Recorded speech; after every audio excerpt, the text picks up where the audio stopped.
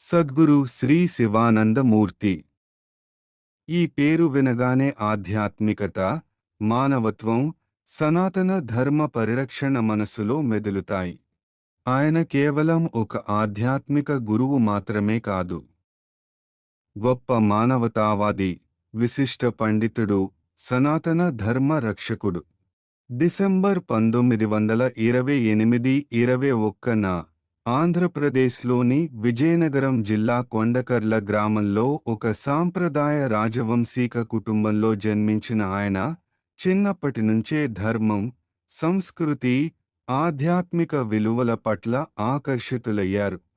సైన్స్లో పట్టభద్రులైన అనంతరం హైదరాబాద్లోని పోలీస్ శాఖలో ఉన్నతాధికారిగా సేవలందించారు.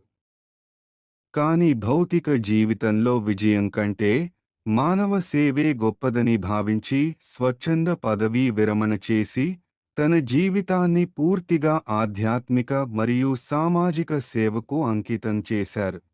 వరంగల్లోని గురుధాం, అలాగే భీమునిపట్నంలోని ఆయన ఆశ్రమాలు వేలాది మంది సాధకులకు ఆధ్యాత్మిక మార్గదర్శక కేంద్రాలుగా నిలిచాయి.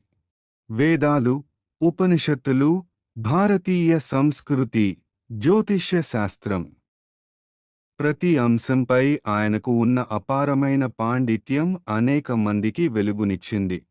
ఆయన బోధనలోని ప్రధాన సందేశం ఎంతో సరళమైనది, కానీ జీవితాన్ని మార్చివేసేంత గొప్పది. ఆధ్యాత్మికత అంటే సంసారాన్ని వదిలి అడవులకు వెళ్లడం కాదు. కుటుంబ బాధ్యతలను సక్రమంగా నిర్వర్తిస్తూనే భగవంతుడిని చేరుకోవచ్చు. ఈ సందేశాన్ని ఆయన తన జీవితంతోనే నిరూపించారు. వివాహం చేసుకుని, పిల్లలను పెంచి, ఆదర్శ గృహస్థునిగా జీవిస్తూ పరమహంస స్థాయి ఆధ్యాత్మిక శిఖరాలను అధిరోహించారు. దేశభక్తి ఆయనకు ఆధ్యాత్మికతతో సమానం. భారతదేశ ఉనికి, సంస్కృతి, భవిష్యత్తు సనాతన ధర్మంపైనే ఆధారపడి ఉన్నాయని ఆయన విశ్వసించారు. జూన్ 2015 వరంగల్లోని గురుధాంలో ఆయన మహాసమాధి చెందిన.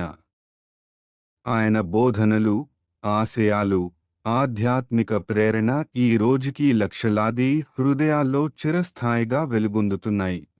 సద్గురు శ్రీ శివానందమూర్తి గారు ఒక మహనీయుడు, ఒక మార్గదర్శి, ఒక యుగపురుషుడు.